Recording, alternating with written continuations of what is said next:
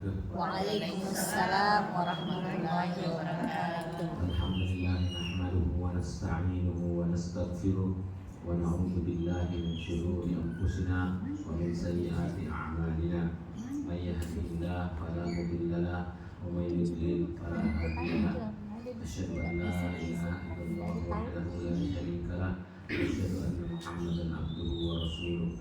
Allahumma shalli wa sallim wa barik ala sayyidina Muhammadin wa ala alihi wa ashabihi ajma'in. Amma ba'd. Alhamdulillah kita ketemu di pagi hari yang ketiga, ya. Kita sudah belajar sedikit sekali tentang Al-Fatihah, tentang Qul nas. Sedikit sekali karena banyak sekali tafsirnya, tidak ada habis-habisnya dibahas itu Al-Fatihah. Makanya dikatakan Ummul Quran, ibunya Al-Quran. Seakan-akan seluruh urusan kita itu di dunia ini kembali tanya sama mama, tanya sama ibu, tanya sama ibu, jangan ke bapak, ke bebek, ke bapak, selalu ke mama. Makanya selalu dikatakan ibu kota, ibu apa? Selalu kembali ke ibu. Nah, Al-Quran dalam bahasa Al-Quran pun dibilang Ummul Quran. Ibunya seluruh Al-Quran itu ada di surah Al-Fatihah. Ibunya seluruh Al-Quran. Bahkan Sab'ul Masani namanya, 7 yang diulang-ulang terus. Karena sudah kita dapat berkahnya, dapat lagi berkah yang baru. Sudah kita dapat berkahnya Al-Fatihah, dapat lagi berkahnya yang baru. Selalu setiap hari dapat berkahnya. Al-Fatihah, sedikit-sedikit Al-Fatihah, sedikit-sedikit Al-Fatihah. Karena memang Al-Fatihah namanya pembuka. Fatihah itu artinya membuka. Mudah-mudahan membuka berkah, membuka rezeki, membuka seterusnya, membuka. Makanya diawali dengan karena segala sesuatu dari Allah Subhanahu wa taala maka selalu dibuka dengan namanya Bismillah. Nah, dibuka dengan namanya. Apapun di alam semesta ini, dalam kehidupan kita, mulai sebelum lahir sampai kita wafat, sampai kita dibangkitkan lagi, selalu dengan nama Allah, dengan namanya. Makanya dengan namanya itu ada Al-Ghaffar, Ar-Rahman, Ar-Rahim, Al-Malik, Al-Qudus, As-Salam. Semua yang kita inginkan, dan itu semuanya dikasih sedikit oleh Allah. Seperti Ar-Rahman dikasih juga manusia sedikit. Itu Malik dikasih juga sedikit, makanya kita suka bilang aku, saya, anuku. Nah, toh dikasih juga sedikit. Ar-Rahman, Ar-Rahim tidak. Sebenarnya Ar-Rahim juga iya. Jadi kita harapkan begitu. Kalau kita sudah mengajak orang ke bermanfaat dunia dan akhirat, berarti kita juga dikasih sedikit oleh Allah sifat rahimnya.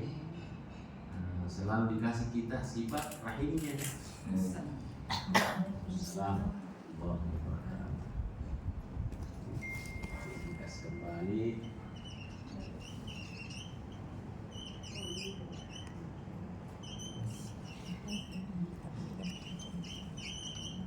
Bismillahirrahmanirrahim. Ya, dengan nama itu harus selalu mengkaji namanya, mempelajari namanya Allah. Kita harus kasih melengket di dalam diri kita, harus melengket di dalam diri kita. Kapan saja, setiap waktu, setiap saat harus dibiasakan melengket di diri kita dengan namanya, seluruhnya darinya. Itu seluruhnya darinya, tidak ada yang tidak darinya. Gitu. Makanya kita selalu Bismillah. Nah, kalau belajar bahasa Arab, di itu selalu membuat harus menunduk. Makanya kita bilang sebenarnya Ismullah, mirip-mirip namanya Pak Isrullah. Ismullah. Nah, sebenarnya ini Ismu Allah. Ismullah. Nah, begitu dimasuki bi langsung berubah menjadi mi. Nah, Bismillah. Rabbun nas. Nah, Rabbun nas. Begitu ada Qul a'udzu bi, masuk lagi bi, langsung berubah bi Rabbi. Nah, itu pelajaran bahasa Arabnya sedikit. Jadi ada beberapa huruf yang suka merubah dari ke atas menjadi ke bawah. So, men, wa ila, wa an, wa ala, wa fi, rubah.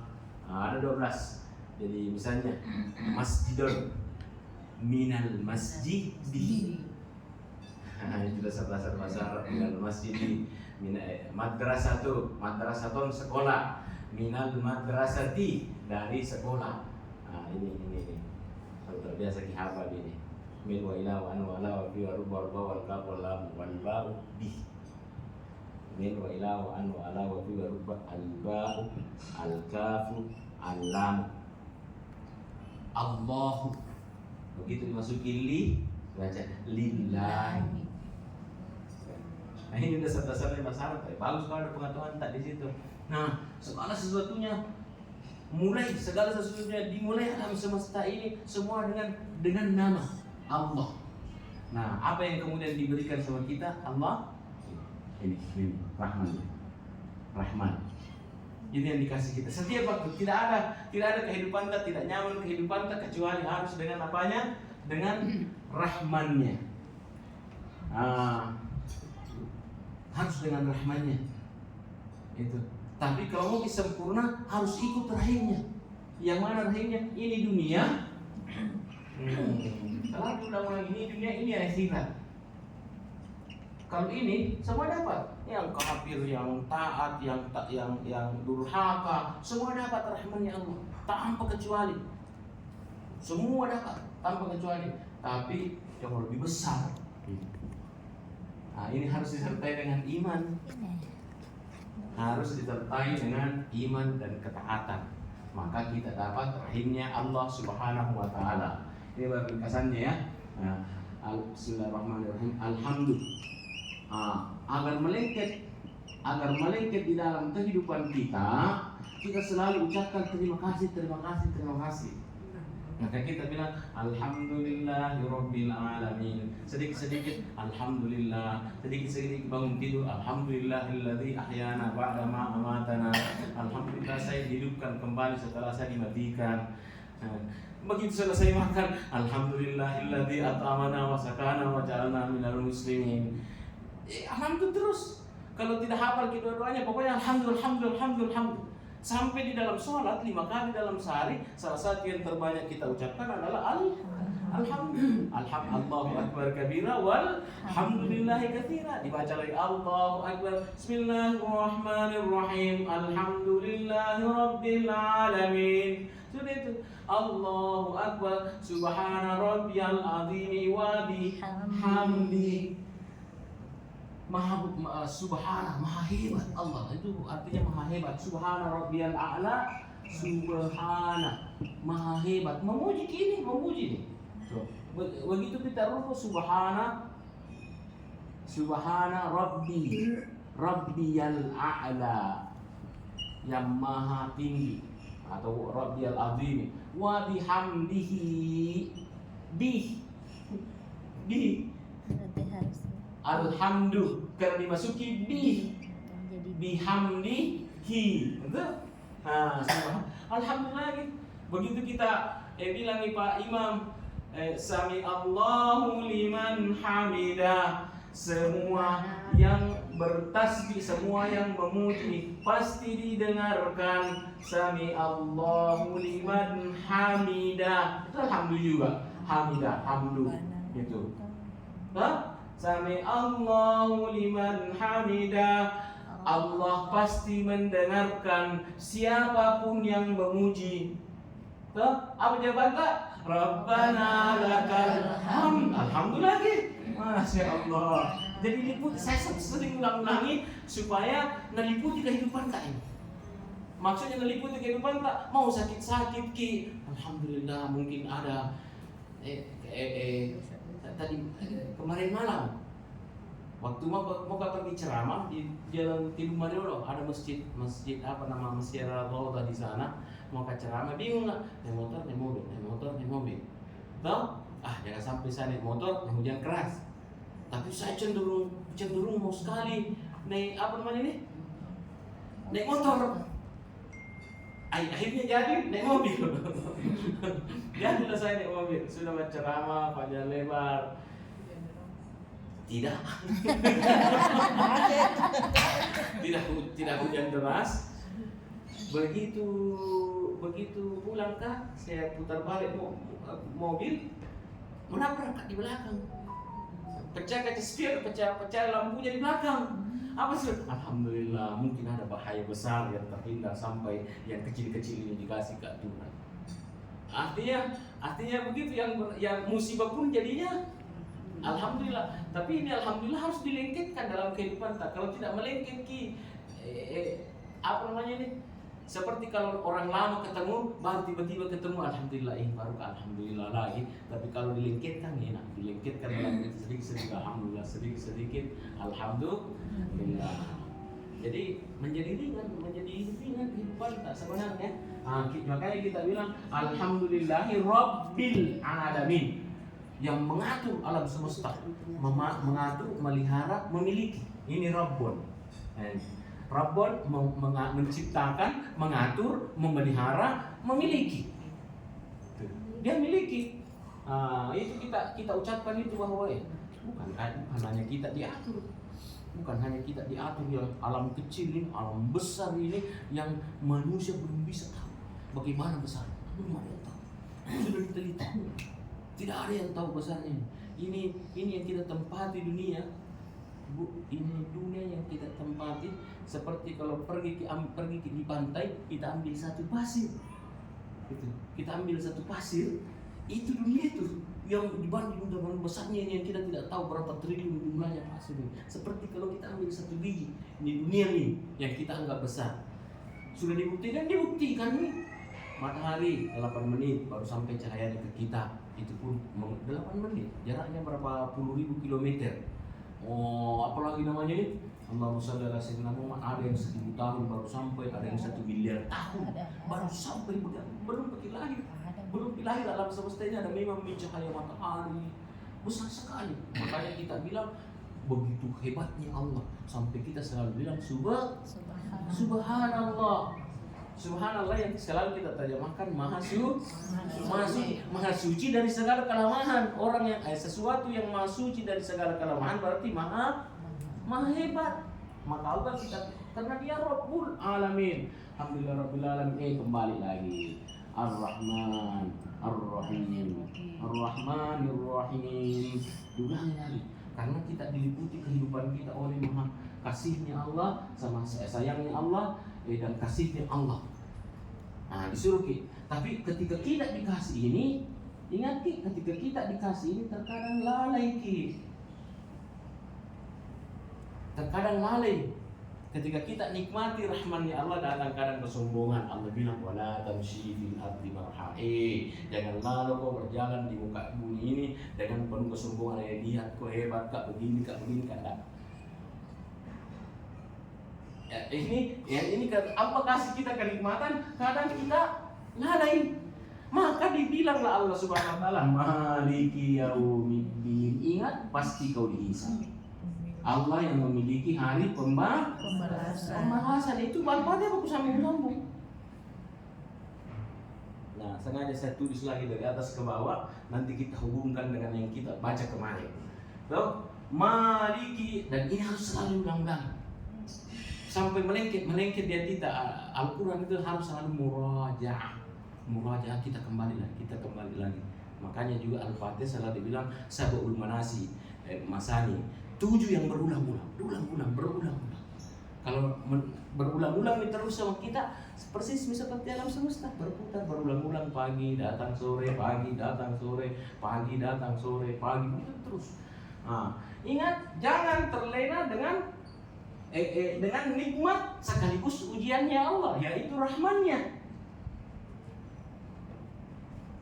Kan dikasih pendengaran, dikasih penglihatan, hati-hati mendengar yang salah, hati-hati melihat yang salah. Untuk normal, untuk stabil supaya kita tidak terlena. Karena ini kan yang kafir, yang muslim, yang jahat, yang baik, yang durhaka, yang tak dapat, semua rahmannya Allah.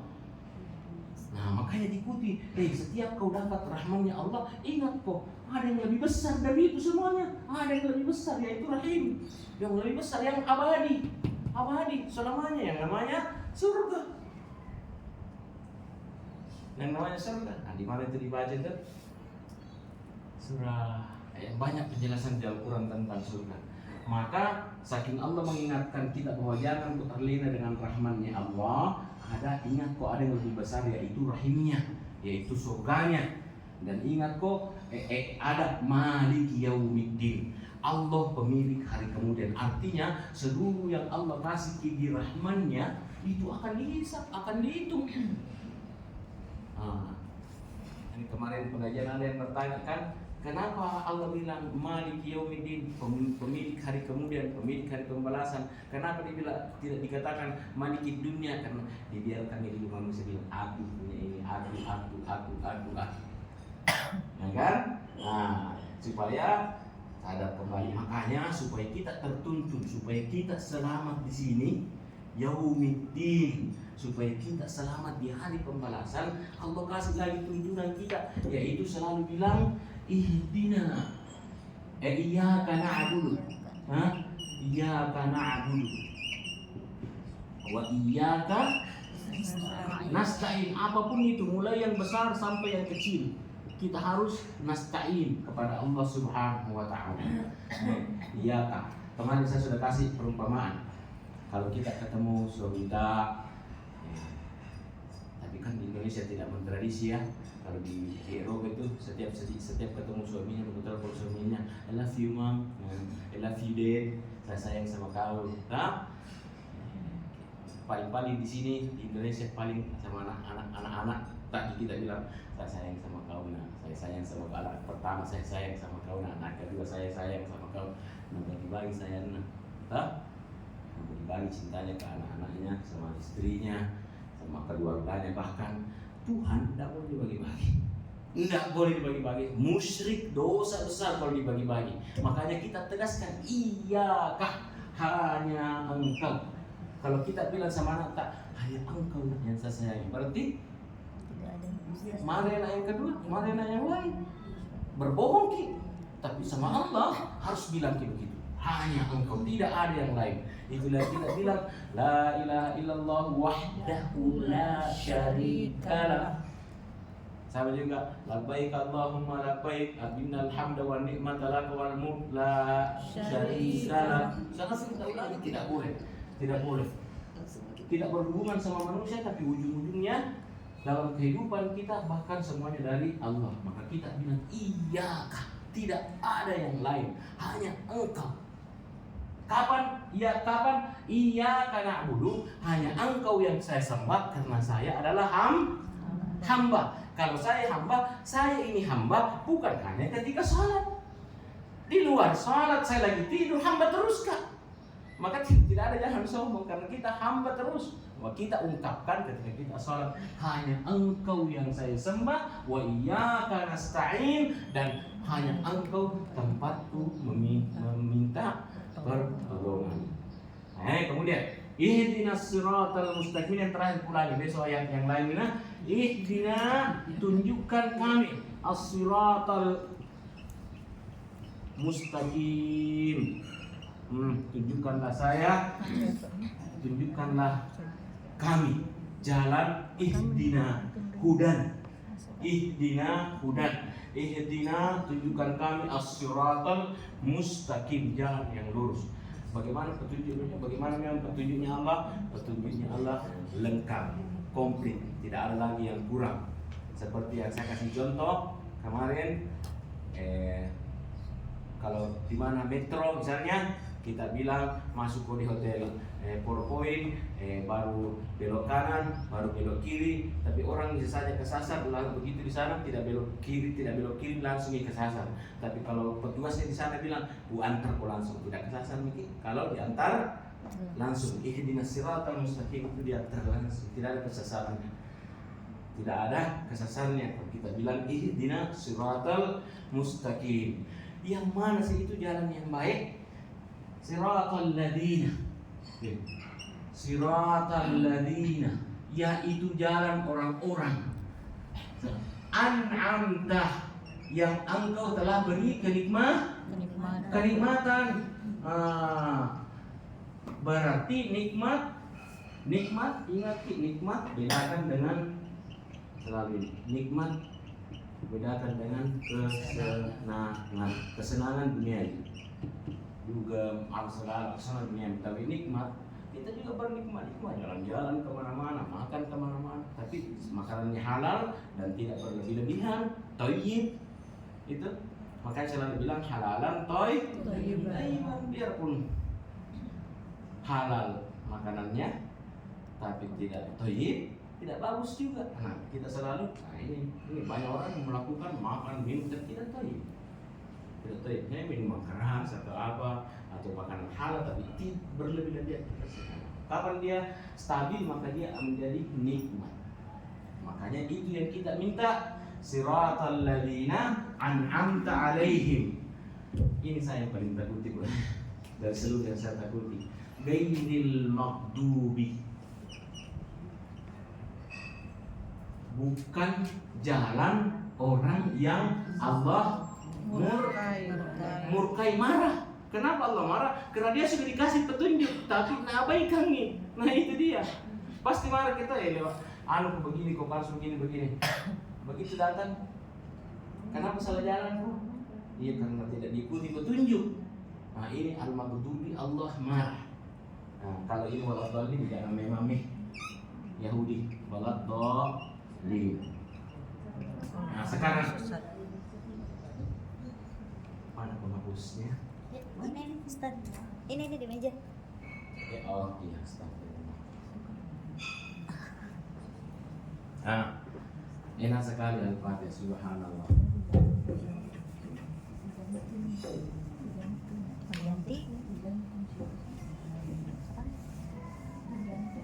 Digantung, tidak ada tempatnya di situ.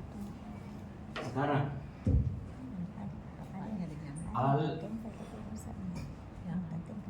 Kul, ini hanya dua di dalam Al-Quran yang dikatakan al-mu'awwizatani, dua permohonan, dua surah perlindungan, yaitu Qul a'udzu birabbin nas sama Qul a'udzu birabbil falaq. Kenapa? Ya menurut riwayat ada yang bilang Nabi disihir, Nabi kena sihir. Tapi ada juga ulama mengatakan tidak, hadis palsu itu. Nabi tersihir, maka dikasih oleh petunjuk oleh Allah. Kul, baca itu. Kul, katakanlah. Kalau kul, makanlah. Beda sedikit, satu kop, satu kef. Kul, katakanlah. Kul, makanlah. Ada teman saya dulu di Mesir, kan guru Quran saya itu, guru Quran saya orang buta. Jadi dulu saya setiap naik tingkat orang Indonesia wajib menghafal 2 juz. Naik ke tingkat 2, orang tidak pakai semester tapi pakai tingkat. 12 mata kuliah harus lolos semua kecuali 2 mata kuliah. Kalau 2 yang tidak lolos boleh naik ke tingkat 2. Setiap tingkat harus hafal 2 juz. Jadi saya hafal juz 1 sampai juz 2 tingkat 1, juz 3 sampai juz 4 tingkat 2, juz 4 sampai 5, pokoknya 10 juz dalam 8 juz dalam sampai tamat. Adapun orang asing, orang yang tidak orang asing harus hafal waalaikumsalam warahmatullahi wabarakatuh. Orang asing di Al-Azhar itu orang asing harus hafal 8 juz. Orang Arab, mau Arab Saudi, mau Arab Mesir, Arab Syria, Arab Libanon, kalau kuliah di Azhar tidak dianggap lulus kalau tidak hafal 30 juz. Begitu Allah menjaga Quran. Jadi kalau 5.000 mahasiswanya, 5.000 yang hafal Quran.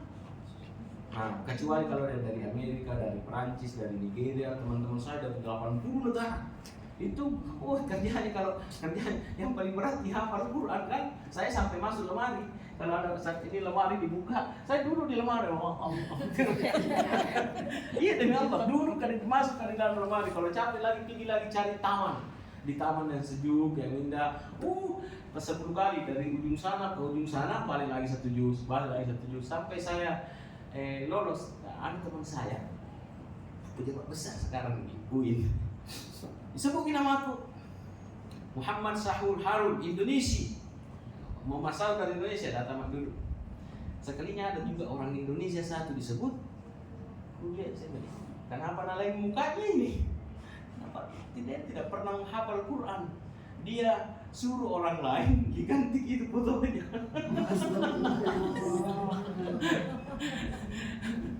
Jadi saya mau ketawa, tapi ini bicara saya bilang mau ketawa. Ini yang di samping saya jago menghafal. Kuat apalagi sudah hafal memang dari Indonesia 30 juz. Tapi yang disebut namanya justru dia malas menghafal. Ketawa mau ketawa. Ya Allah, saya bilang ini anggota ini sekarang pokoknya orang besar lah di sini. Jadi saya setiap ketemu saya sebut namanya dia masuk menghafal. Bukan namanya disebut. Ketawa juga namanya kita, jadi namanya perjuangan karena rasa berat. Nah, ada guru mengajar saya ini selain di tes hafalan tak, di tes ilmu tajwid min ketemu alif, bagaimana cara bacanya. Nah, ada teman saya di samping saya satu guru bilang, dosen bilang, Pak Profesor bilang, isyrah artinya jelaskan. Dia dengarnya isyrah, minum. Asik na minum teh ya dosen. Astagfirullah.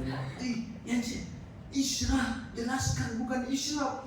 Baru itu dosen kau orang buta. Nanti kan itu gelas yang punya nama. Ya begini. Anakku, kenapa saya tidak suruh kau minum, saya suruh kau jelaskan. Nah ini salah dengar. Dosen bilang isyrah artinya jelaskan, dia dengarnya isyraf artinya minum. Nah, sama ini beda sedikit. Kul. Beda. Nah, kul a'udzu birabbin nas, malikin nas, ilahin nas.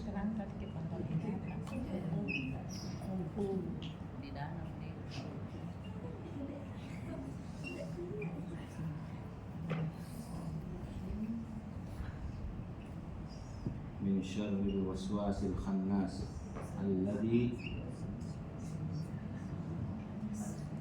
yuwaswisu fi sudurin nas minal jinnati wan nas. Perhatikan Ki, Allah itu Rabbul Alamin, mengatur alam semesta. Manusia bagian kecilnya. Tapi di sini Allah bilang Rabbun Nas, Tuhannya manusia. Padahal ini kecil sekali nama manusia ini. Tapi ini ditekankan ke manusia sampai diulangi berkali-kali, Nas. Kenapa? Barangkali kita takut jin sama setan. Makanya sering baca. Qul a'udzu birabbin nas, ditekankan ingat Allah itu.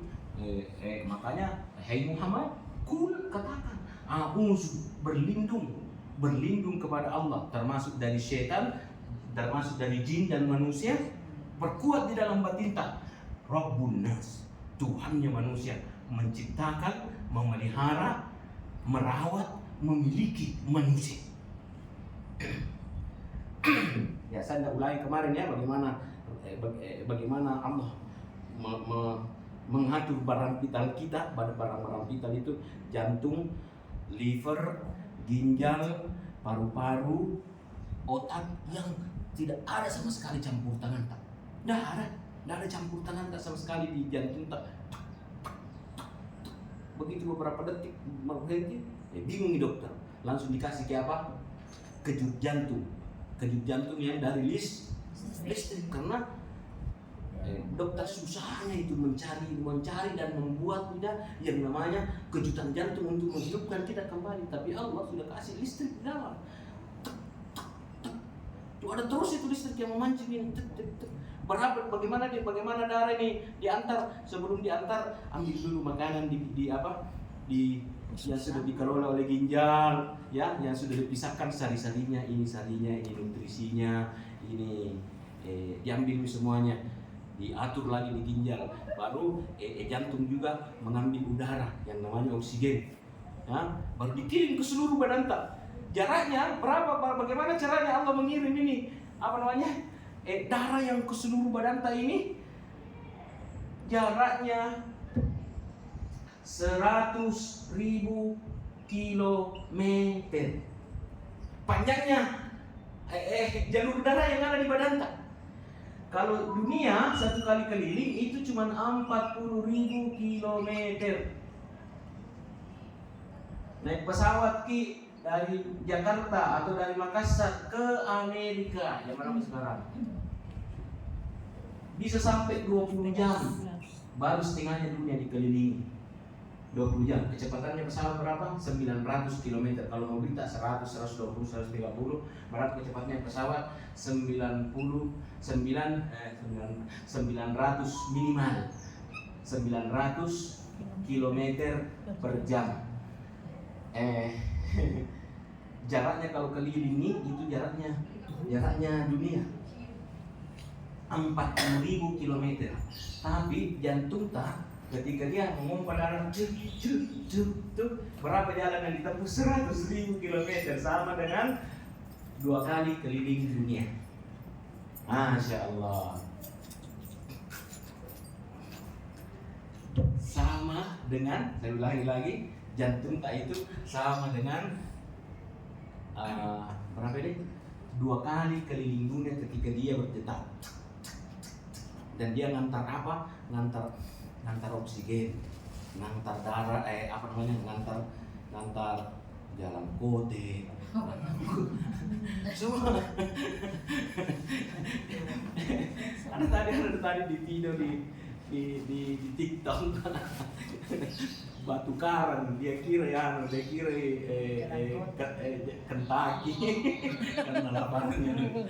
Bayangkan itu jantung tak, luar biasa. Itu tidak ada sama sekali kita urus jantung tak. Padahal disuruh jadi pergi olahraga, mengantar apa? Mengantar seluruh makanan suruh kita. Sampai sekarang mengantar terus jauhnya 100. Supaya ini juga saya selalu tekankan supaya apa? Supaya kita berusaha menjaga diri kita, atau olahraga apalah. 100.000 kilometer, 100 kilometer ini dunia saja satu kali keliling cuma 40.000. Berarti 100, berarti 2 kali keliling dunia ini. Panjangnya ini saluran darah yang ada di badan tak, belum di ginjal tak, belum. Subhanallah, tidak ada kita atur sama sekali. Yang kita atur gerakan tangan, kasih bunyi alarm supaya tidak terlambat di sholat duha, kasih bunyi alarm supaya tidak terlambat di sholat subuh, sholat duhur, begitu sih.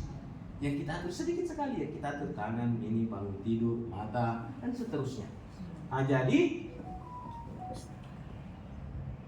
Allah Rabbul Alamin. Tapi kalau kau tidak bisa tahu semua tentang alam semesta, cukup dirimu sendiri kau tahu.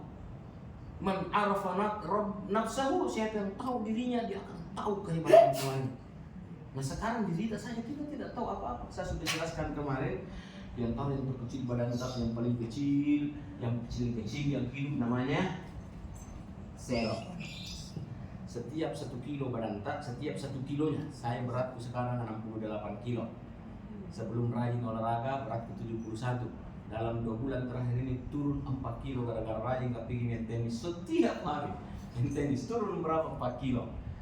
Nah, setiap 1 kilo badan tak itu ini semuanya terdiri dari kurang lebih 1 triliun sel menurut ilmuwan.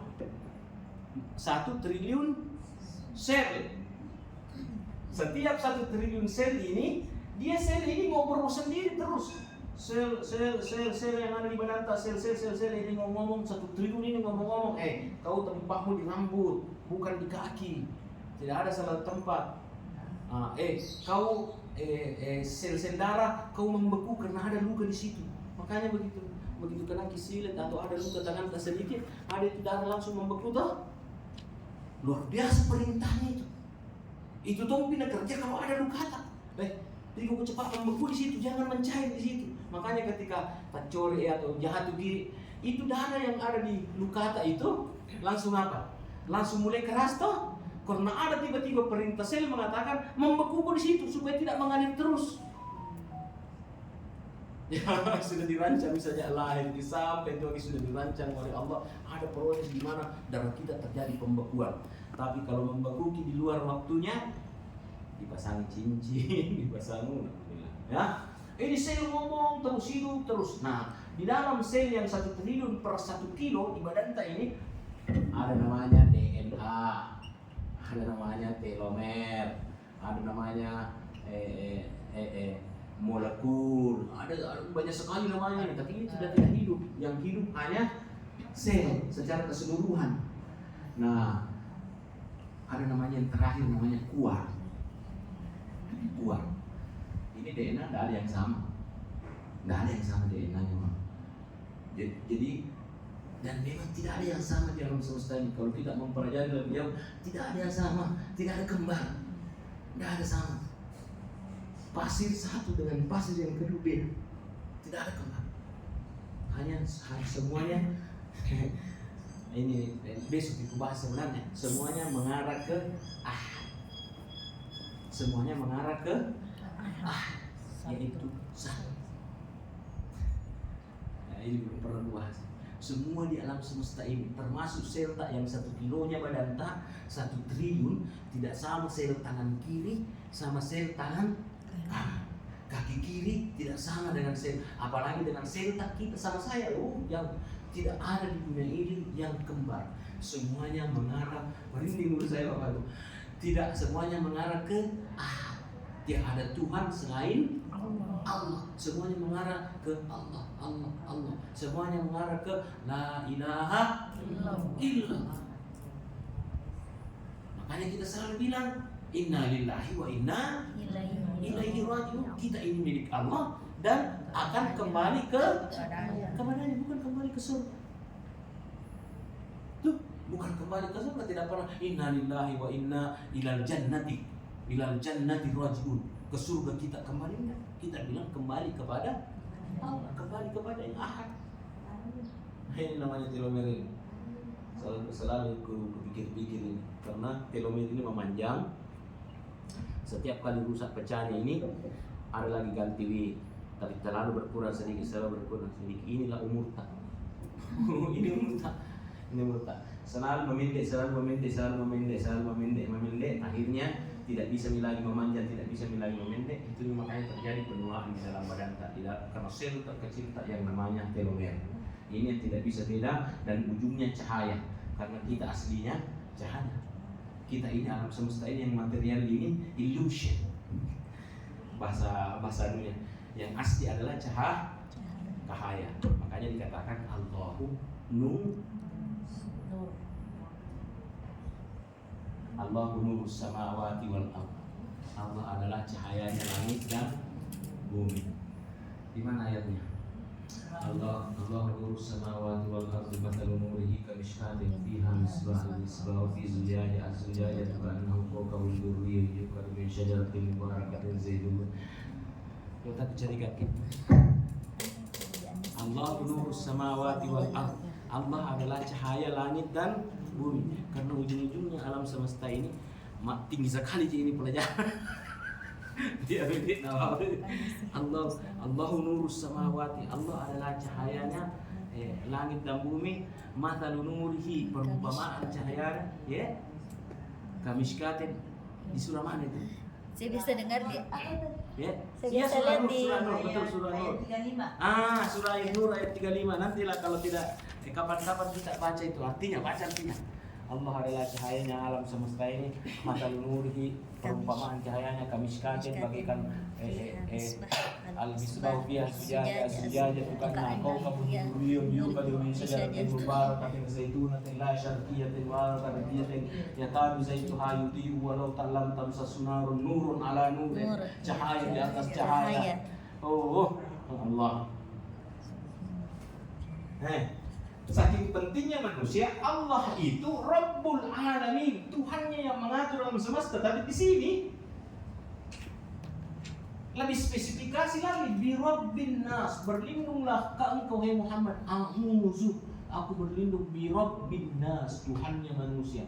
Nah, tiga kekuatannya Tuhan diucapkan sebagai Rabb, sebagai Malik, sebagai Ilah.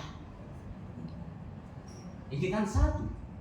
Ilah ya Allah, Malik ya Allah, Rabbu adalah Allah. Tapi diulang-ulangi baru disebutkan tiga yang berbeda, tiga kekuatannya apa yang berbeda. Ar-Rabbu, Al-Malik, Al-Ilah, hanya untuk fokus kepada An-Nas, manusia.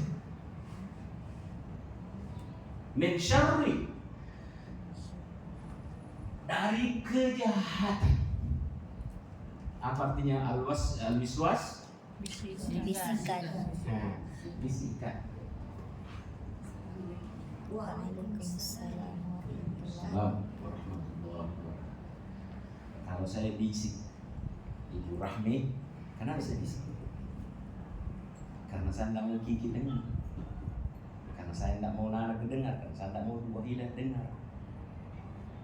Bahaya itu bisikan itu.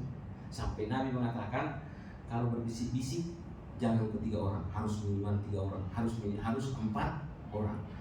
Kalau 3 orang, saya berbisik-bisik sama Ibu Rahmi, adik Wahida, berarti yang saya sembunyikan nyata-nyata Ibu Wahida. Nabi melarang untuk berbisik-bisik kalau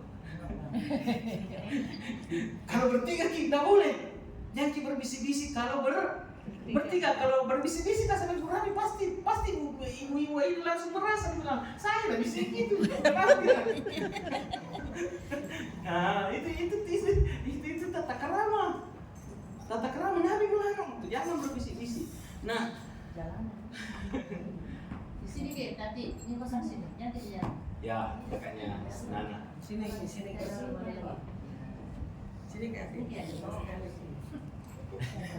Ya di sini.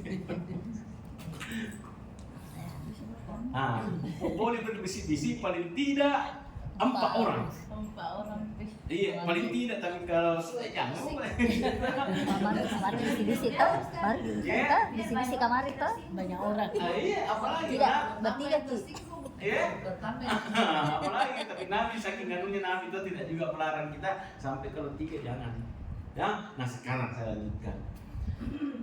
Ya Allah, Rabbun Nas, Malikin Nas, pemiliknya manusia, penguasanya manusia, Tuhan dengan berbagai kebesarannya, dengan berbagai agungan manusia, aku berlindung kepadamu, min syarri, dari jeleknya bisikan, al-khannas, yang sembunyi. Padahal kalau orang sudah bisik-bisik, nah sembunyi kami mami dari orang lain, iya kan? Tapi Allah menegaskan lagi bahwa saking bahayanya dibisikkan, sudah bisikan itu tersembunyi, ditambahin lagi al-khannas, yang tersembunyi. Yang mana itu yang tersembunyi? Yang tersembunyi artinya tidak kita rasakan. Kalau saya bisik-bisik sama Ibu Rahmi, Ibu Wahida tidak tahu, artinya tidak rasakan. Nah, allazi, yaitu yuwaswisu. Apa artinya yuwaswisu?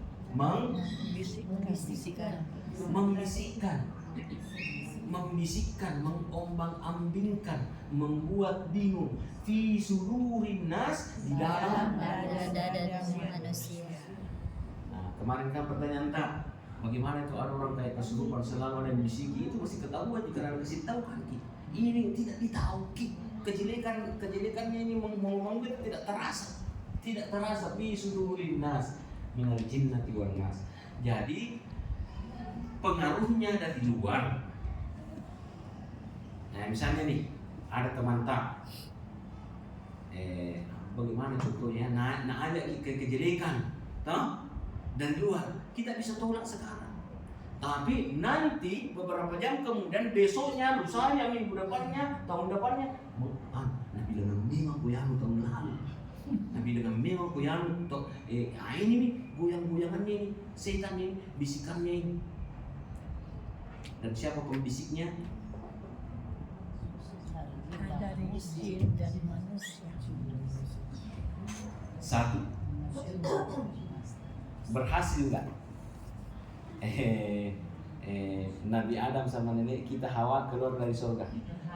Siapa pembisinya? Setan.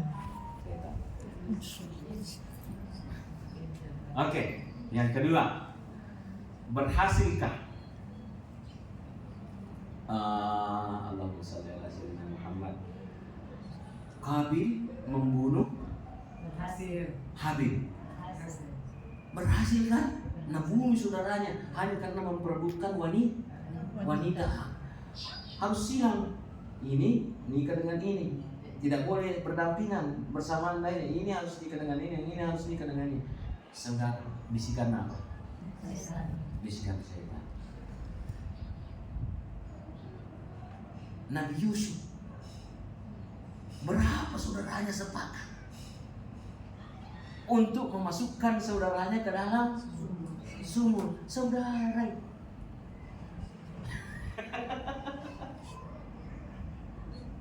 tersembunyi. Kita merasa benar, kita malah tidak merasakan. Nah, ini yang ngeri ini. Yang kalau ada kejahatan yang kita lakukan, sudah kita tidak rasakan. Nah, itu yang dibilang kallabal rana ala qulubihim. Itu anunya, jiwanya yang melahirkan terang. Dan itu kalau orang selalu membersihkan diri, perbaiki mulutnya, berbanyak istighfar. Kalau dipoto aura, ada foto sekarang ini memfoto cahayanya manusia, yang diambil cahaya yang ada di dalam badannya. Itu tapi ada manusia yang begitu. Saya waktu SMP dulu, kalau sedikit ada teman kelompok sedikit, naik cahaya itu di atas rambut semua yang bersikir, naik cahayanya badan tak keluar. Dan itu ada dalam Quran. Ada dalam Quran, kalau taat kita beribadah, taat kita berbuat baik, taat berjuang kita melawan kejahatan di dalam diri kita sendiri, nanti kita berjalan menuju surga. Orang-orang di belakang tak bilang, bisakah ikut di cahayamu? Ada di Quran itu. Bisakah ikut di cahayamu? Terang sekali badanmu mencahayai jalanan yang gelap. Nah, itu tadi hubungannya sampai ke sini. Ini kita aslinya cahaya. Kita aslinya adalah surah An-Nur ayat 35. Nah, surah An-Nur ayat 35. Wih, bahaya sekali. Hah? Tidak. Iya, sudah tersembunyi lagi. Yang namanya bisikan itu sudah tersembunyi. Tapi Allah bilang Al-Khannas, tersembunyi lagi. Sampai kita tidak rasakan bahwa kita berbuat jahat. Nah, makanya alladzi yuwaswisu, yang mengombang-ambingkan, yang menggoyak kita fi sudurin nas, di dalam darah kita, di dalam jiwa kita. Dan ini biasa masuk lewat mata, lewat telinga, karena kan jalur input, jalur akses informasi adalah lewat mata dan telinga. Nah, tapi kalau tinggal di dalam, nah ini biasa yang berbahaya. Ini biasa yang berbahaya. Dari mana itu? Dari jin dan manusia. Jadi dalam kondisi tertentu, ayat ini menjelaskan kalau kita jahat, apalagi kita jahat terhadap orang lain, maka kita juga sudah dari teman tak yang jahat. Hanya berapa kali ikut kata sudah dalam Al-Quran kalau tidak salah itu? Kalau tidak salah 3. Iya. A'udzu dari setan, a'udzubillahi minasyaitonir rajim, dan a'udzu dari setan ya, jin juga yang berubah menjadi setan ya. Jadi orang teman yang jahat itu a'udzu. Sapi betina datang itu. Sekarang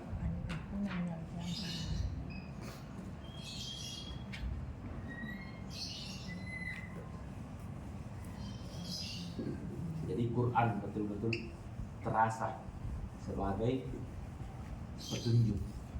Ya, kita harus rasakan sebagai petunjuk, bukan hanya membaca Al-Quran seperti kalau membaca mantra. Usir setan, tidak, petunjuk kehidupan kita. Ya, ini kelihatannya pulang untuk binas pengusir setan, tapi dia mengajarkan kita bahwa kita memang perlu hati-hati karena terlalu besar godaan dari luar juga mempengaruhi kita. Maka kita masuk lagi ke surah Al-Falaq. Bismillahirrahmanirrahim. Kul a'udzu birabbil falaq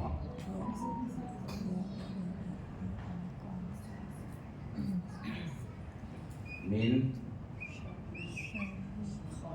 syarri ma khalaq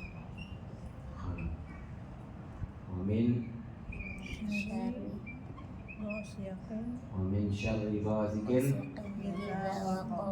Coba wa min syarri ghasikin idza waqaba wa min syarri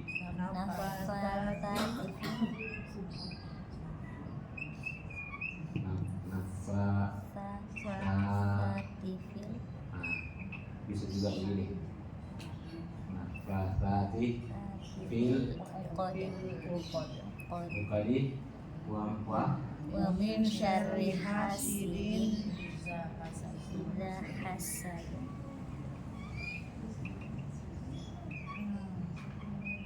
Hasidin idza Hasad. Nah, kul katakanlah a'udzu birabbil falaq. Ini falak dua macam tafsiran ulama. Ada yang mengatakan waktu subuh, ada yang mengatakan nama tempat di neraka. Tapi yang kuat adalah birabbil falaq. Aku berlindung kepadamu ya Allah, atau Tuhan engkau yang mengatur al-falaq, waktu subuh. Ya, banyak sekali tafsirnya ulama, karena waktu subuh di situ kita mau memulai kehidupan kita. Ya, kita selama dari jam 8 malam atau maghrib ada di rumah, kita di rumah, dan begitu mulai subuh kita sudah mulai berinteraksi lagi dengan dunia luar. Maka apa yang kita minta perlindungan dari Allah, min syarri ma khalaq, dari kejahatan-kejahatan yang Allah ciptakan. Jangan salah paham, bukan Allah yang menciptakan kejahatan, tapi dari kejahatan yang engkau ciptakan. Maksudnya begini, ciptaan Allah itu dua macam. Ciptaan khalqon arti ciptaan, ya. Ciptaan Allah itu dua macam. Satu, asli jahat, iblis, setan. Nah, ini asli jahat. Ada yang baik tapi kadang-kadang jahat. Kadang-kadang jahat. Kalau banyak jahatnya dia berpindah ke sini. Dia dari nas berpindah. Kadang-kadang jahat. Yang kadang-kadang jahat.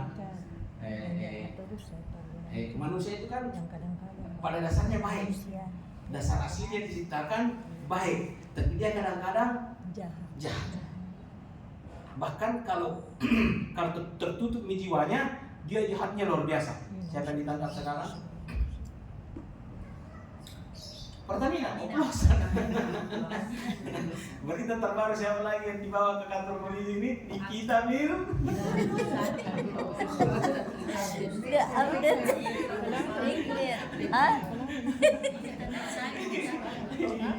Waktu terlihat parah ini Nikita Mirzani yang ribut, Mir Hayati masuk penjara. Ada dokter di Jakarta ketakutan. Dia panggil, saya mau pertemukan Kak dengan Nikita Mirzani. Dia mau sobok mulutnya Nikita Mirzani 4M. Sobok mulutnya.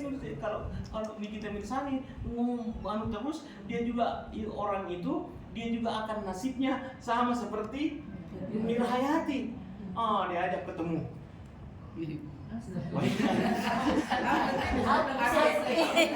Update. Ternyata Ketawa sebelah ini bulan Ramadan kita dikasih gosipnya begitu masuk bulan Ramadan, muncul gosipnya siapa lagi namanya ini? Nikita Mirzani.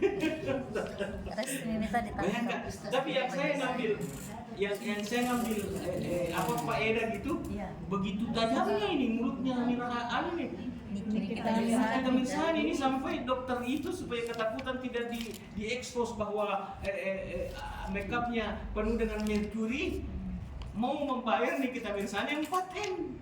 Hebatnya mulutnya Nikita Mirzani, tutup mulut 4M. Bertengkar sekarang. Apakah hasilnya adalah apakah Nikita Mirzani yang meminta uang atau dokter itu yang mau nawarin supaya tutup mulut, tapi sampai di kantor polisi. Ya Allah, dibawa pikiran kita lagi ke situ. Jadi dari kejelekan apa yang Allah ciptakan itu ada yang dikasih potensi baik, tapi dia tetap mau berbuat. Jadi kita lihat sekarang ini kalau yang jeli-jeli itu nah kayak ayam Indonesia seandainya tidak terjadi. Betul. Macam nauzubillah. Tapi begitu negara tetap saya mencintai negara plus dua.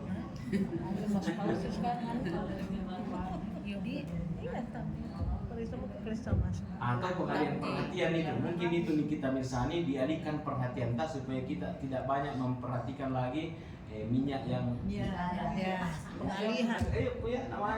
Namanya juga politik itu siasa, dalam bahasa Arab siasa, dua sinnya. Apa bedanya dengan yuwaswisu? Iya.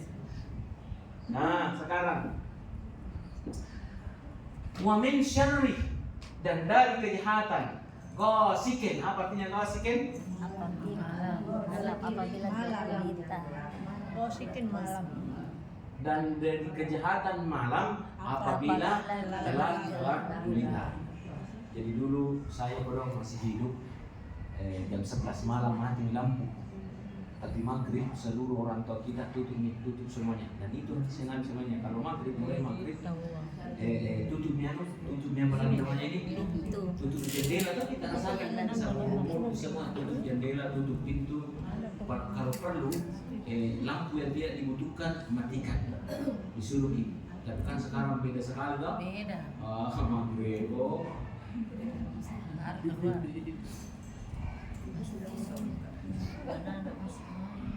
kejahatan banyak terjadi di malam hari. Minimal prosesnya, pembicaraannya, pertemuannya banyak terjadi kejahatan itu di malam hari. Yang jelas-jelas kejahatan di malam hari ya dugem, tukang sihir paling jago berhasil di malam hari. Karena kebanyakan orang tidur, banyak yang terjadi. Makanya di malam hari itu sebelum tidur baca baik-baik. Baca di A'udzu falaq, A'udzu birabbin nas. Karena kenapa? Karena siap-siap mau tidur. Karena banyak memang kejahatan terjadi. Min syarri, dari kejahatan malam apabila telah gelap. Nah, kemudian dan dari kejahatan an-naffathati fil 'uqad. Apa artinya itu? Perempuan penyihir.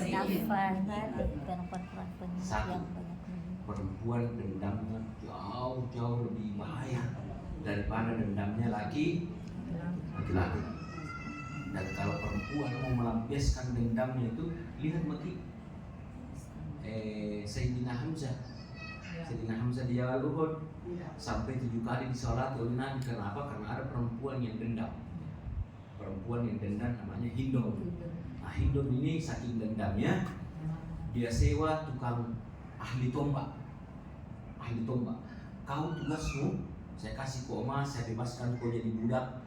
Yang penting satu, tolong tombak Hamzah, karena Hamzah ini membunuh pamanku dan orang tuaku. Nah, ketika Sayyidina Hamzah perempuan laki-laki keturunan Abu yang berkulit hitam ini menombak siapa lagi namanya ini Sayyidina Hamzah, Saking kuatnya ini Sayyidina Hamzah sudah masuk tombak di dalam dirinya, masih maju, masih ketakutan ini. Tapi akhirnya ya yang namanya jantungnya sudah kena, tumbang juga Sayyidina Hamzah. Ini pendendam ini perempuan ini namanya Hindun, pergi apa namanya? Pergilah dari kasih masuk tangannya, Diambil hatinya. diambil hatinya baru punya itu.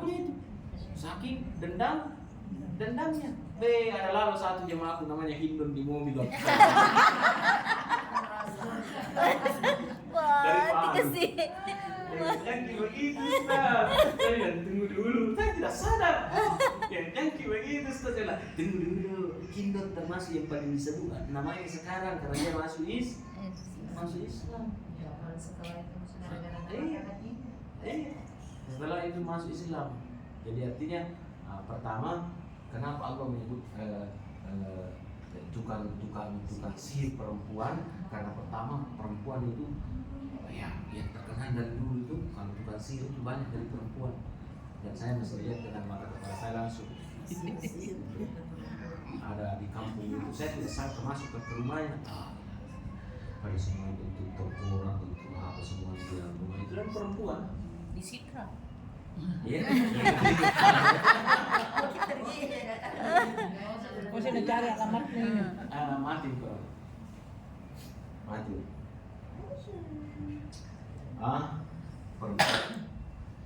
Perempuan lebih kuat dendamnya. Makanya disebutkan. Terutama ketika yang dibisikkan kemudian ini namanya bukhul. Apa yang artinya di situ Kiki? Bukhul, ikatan. Ikatan di kaki.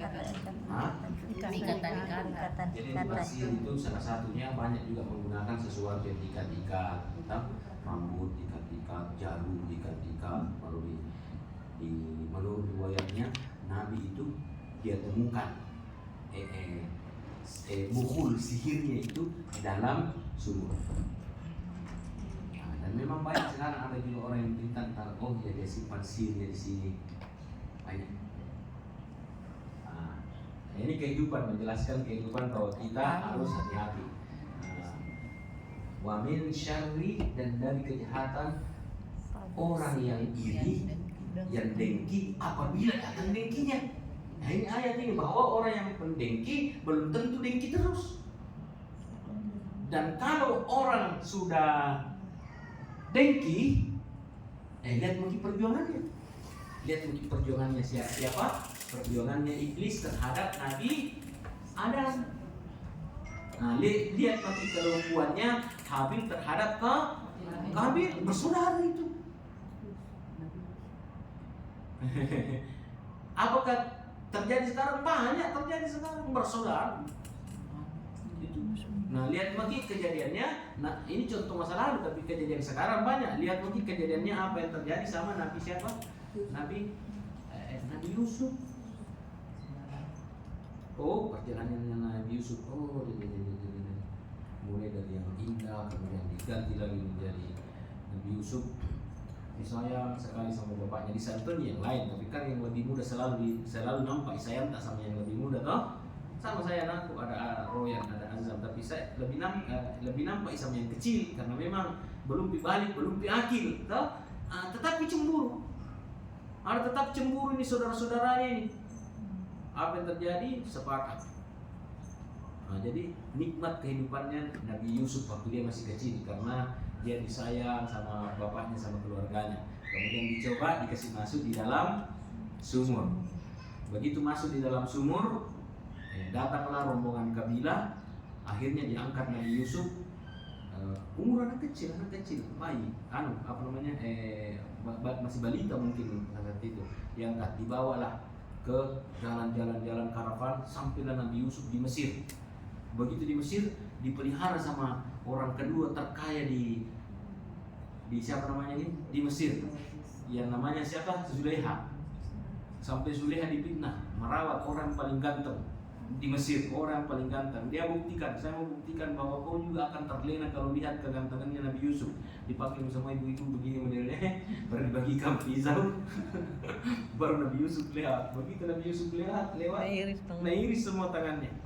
Nah setelah itu Nabi Yusuf dipitnah oleh si Zulaiha yang rawatnya. Coba perhatikan Zulaiha yang sangat mencintai Nabi, jatuh cinta dengan Nabi Yusuf, dengan akhlaknya, dengan keindahan, kegantengannya, terutama dengan akhlaknya sebenarnya. Dia jatuh cinta, tapi Nabi Yusuf menolak, belum di waktunya. Nah, orang yang paling dekat sama Nabi Yusuf, yang memelihara mulai kecil sampai Nabi Yusuf menjadi pemuda, yaitu Zulaiha. Zulaiha yang menjebloskannya ke dalam penjara. Nah, orang terdekatnya. Begitu di dalam penjara Nabi Yusuf, subhanallah, dia membuat penjara yang kotor menjadi bersih, orang yang kafir menjadi beriman kepada Nabi Yusuf. Kemudian Nabi Yusuf, kemudian ada dua orang mentakwil mimpi. Kau nanti akan keluar dari penjara. Nabi Yusuf mentakwil mimpinya. Kau akan keluar dari penjara, tapi kau akan dihukum mati. Tapi ini yang dua maksa Nabi Yusuf. Takwilkan mimpiku begini. Dia mimpi bawa roti, bawa dia keliling. Bagus kan bawa roti? Karena saya kemarin mimpiku juga mengambil roti dari iya, mimpi roti gara-gara waktu jam-jam pagi itu banyak sekali makanan lewat di kepala. Itu pagi jam 7 sampai jam 9 sebelum kesini mimpi pergi acara pesta baru makan bungkus roti ke kepala. Nah, dia mimpi, orang itu mimpi bawa roti. Nah, yang satunya lain lagi mimpinya. Dia bilang, takwilkan mimpiku Yusuf. Ditakwilkan mimpinya. Tapi kau harus terima takdir rumah. Saya tak kasih tahu kan kau nanti akan dihukum mati ketika keluar. Akan keluar dalam waktu dekat, tapi kau akan dihukum mati. Yang keduanya ini dia bilang kau akan keluar dari penjara dan kau akan kembali ke tempat kerja. Tapi Nabi Yusuf bermohon, saya bermohon jangan kau cerita tentang saya. Jadi Nabi Yusuf bermohon, jangan kau cerita tentang saya kepada siapapun. Maksudnya dikasih nanti lupa ini. Jadi begitu keluar yang satunya mimpi, dia itu dihukum gantung, dalam keadaan digantung dan burung menghabisi badannya. Waktu mimpinya apa? Mimpinya bawa roti. Waktu dalam kenyataannya waktu dia dihukum, apa lagi namanya ini? Dia dimakan itu badannya sampai habis karena dia digantung. Kemudian yang kedua, kembali ke kerjaannya di rumah raja. Kembali bekerja di rumah raja. Tiba-tiba raja bermimpi dia melihat sapi kurus, kemudian dia melihat 7 musim panen, kemudian musim kemarau, musim panen, musim kemarau lagi.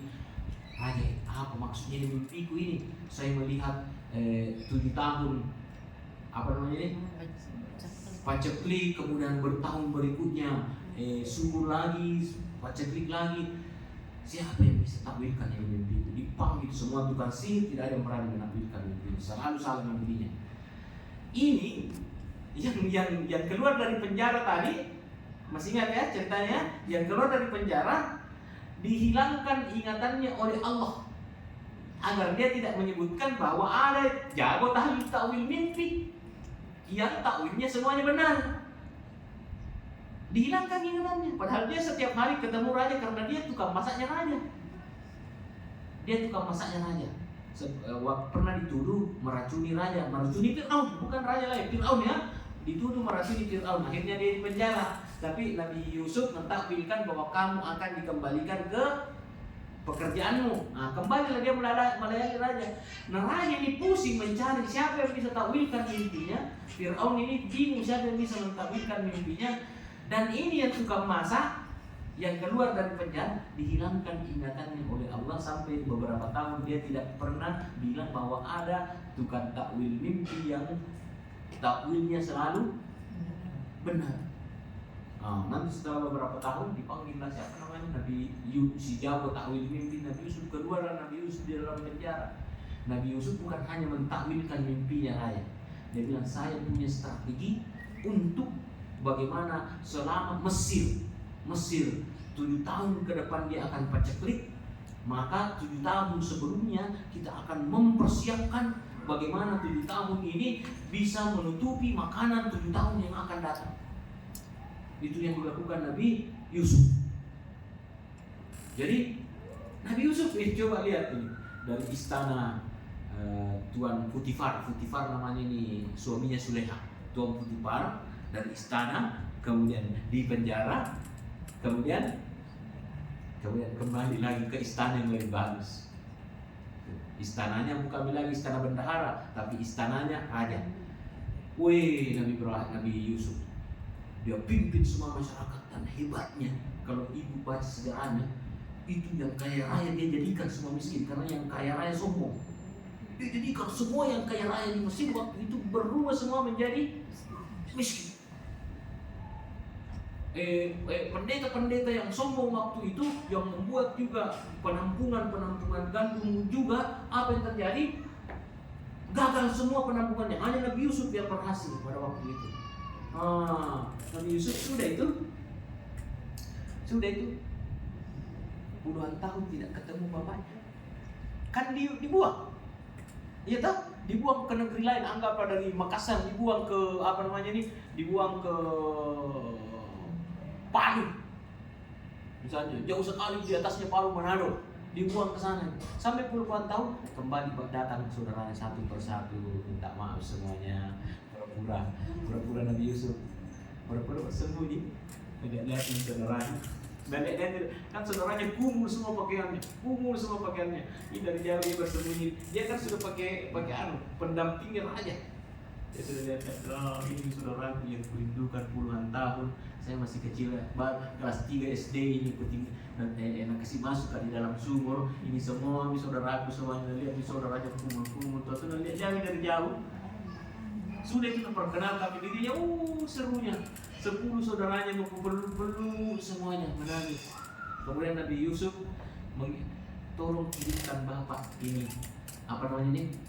kirimkan bapak ini baju yang dia kasih saya waktu kecil. Jadi bapak sebelum dia dibuang ke dalam sumur, dia dikasih pakaikan baju oleh bapaknya, pakaian kenabian.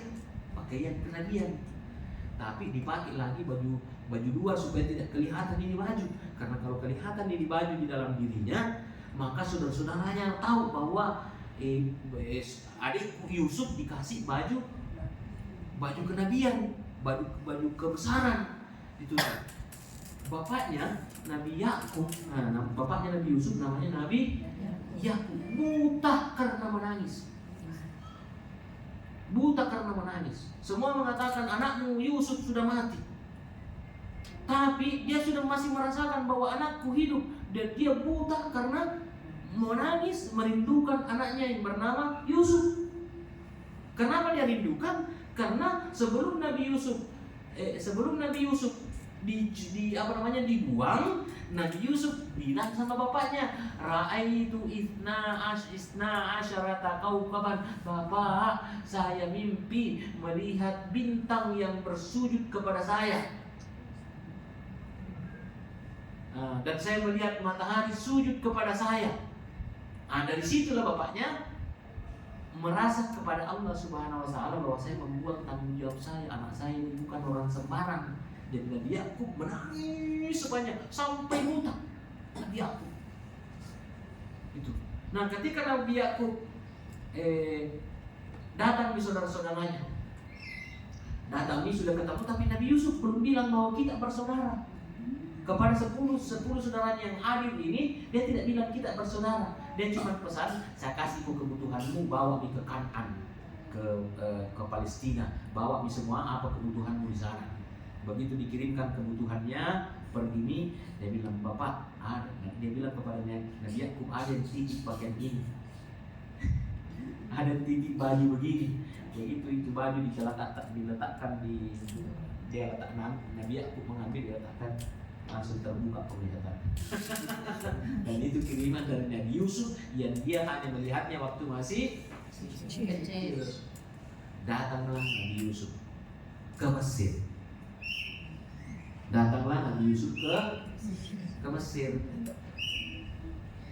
Itulah orang Yahudi.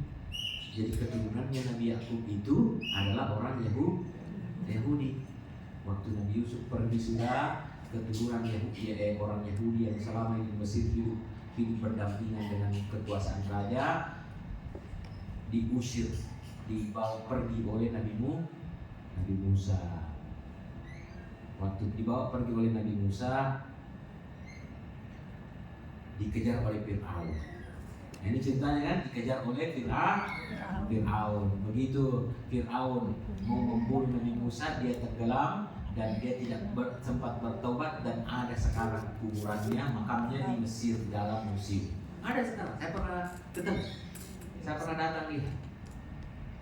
Siapa Nabi Fir'aun ini? Saya pernah lihat. 2 kali Kak pergi lihat ki. Yang pertama kalinya tidak ada, dia bilang penjaganya tidak ada. Fir'aun pergi di Perancis. Pergi di Perancis. Dia bilang, kenapa bisa pergi di Perancis? Dia bilang ada badannya yang rusak sedikit, di Perancis yang bisa obati itu badannya. Begitu Tuhan mengabadikan orang yang sombong. Jadi Fir'aun ada tubuhnya di Mesir, tapi di dalam Al-Quran disebutkan yu'raduna, setiap pagi dan sore ditayangkan neraka kepada Fir'aun. Ditayangkan neraka kepada Fir'aun. Nah itulah Yahudi. Ada cerita aku tak kalah gitu.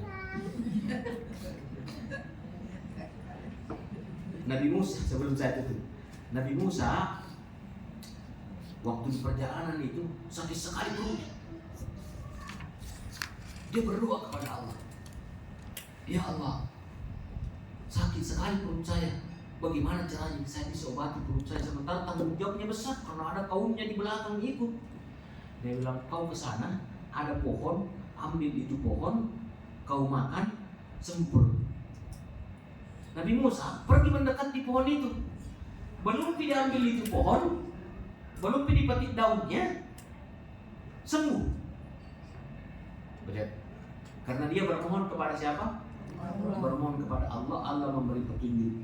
Kau pergi ke sana, ada pohon, ambil daunnya, kau makan daunnya, sembuh sakit perut. Belum diambil, sembuh. Tidak lama kemudian sakit lagi perutnya. Oh, langsung lari ke pohon itu Nabi Musa. Dia makan 1 biji tidak sembuh, dia makan 2 lembar tidak sembuh, dia makan 3 lembar tidak sembuh sakit perutnya. Dia bermohon lagi kepada Allah, ya Allah, kamu kasih petunjuk saya makan buah daunnya itu. Kenapa sekarang saya sudah makan tidak sembuh? Dia bilang, yang pertama kau memohon kepada saya, yang kedua kau tidak memohon kepada saya. Paham maksudnya?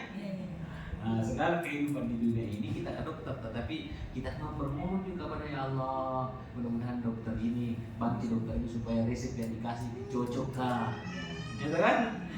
Yang pertama Nabi Musa belum sampai sembuh. Yang kedua sudah banyak di daun makan tapi tidak sembuh, karena yang pertama memohon kepada Allah, yang kedua percaya mani sama sama daunnya. Dia tidak minta lagi sama Allah. Jadi itu kita harus selalu kembali kepada Allah. Jadi kita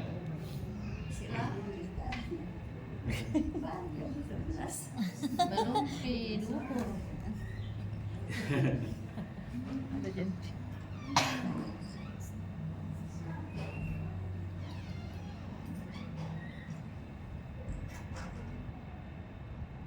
Jadi kita harus berprasangka baik. Yang terakhir ya, kita harus berprasangka baik bahwa semua teman tak adalah orang baik, ya. Tapi Tuhan mewanti-wanti kita bahwa ada kadang-kadang tabik merayap. Kadang-kadang ada sesuatu yang membuat orang yang baik sama kita, sahabat takkan membuat dia dengki. Paham maksudnya tuh? Ada kadang-kadang. Maka peristiwa hasad ini selalu ke orang dekat. Tapi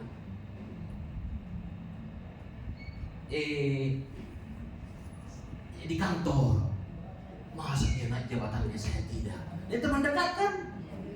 Sama-sama dia masuk di sini, sama-sama dia begini. Teman dekat. Nah, itulah kita bermohon kepada Allah. Mudah-mudahan teman dekat, keluarga, saudara-saudara, tidak ada yang sampai jatuh jelek sifatnya seperti ini. Paham maksudnya? Ya, bukan. Jangan langsung curiga sama teman-teman kantor. Jangan, saudara apalagi jangan. kita bermohon kepada Allah supaya tidak ada orang-orang dekat yang kasar, tidak diberikan jadi kita bermohon kepada Allah tidak ada orang dekat, artinya kita doakan orang-orang dekat supaya menjadi orang baik semua, ya kan? Bertetangga berani bertetangga. Saudaranya tetangganya beli kipas angin. Dia yang kepanasan. Kira dia yang kepanasan. Nggak boleh ya. Jadi kita saling mendoakan. Makanya banyak-banyak lah ini. Banyaklah kalau mau berfil falak, mau berfil nas, dan ujungnya induknya adalah Al-Fatihah. Ayo kita membaca Al-Fatihah untuk kita, untuk keluarga kita yang duluan. Mudah-mudahan Allah memberikan penerangan kepada kehidupannya dan kehidupan. A'udzu billahi minasyaitonir rajim. Bismillahirrahmanirrahim. Alhamdulillahi rabbil alamin. Ar-Rahmanir-Rahim. Maliki yaumiddin.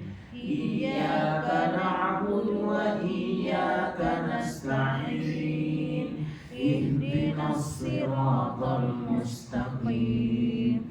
Siratal ladzina an'amta 'alaihim ghairil maghdubi 'alaihim waladdallin. Amin. Mohon maaf apabila ada yang tidak berkenan. Wabillahi taufiq wal da'wah wal irsyad. Wassalamualaikum warahmatullahi wabarakatuh. Waalaikumsalam warahmatullahi wabarakatuh.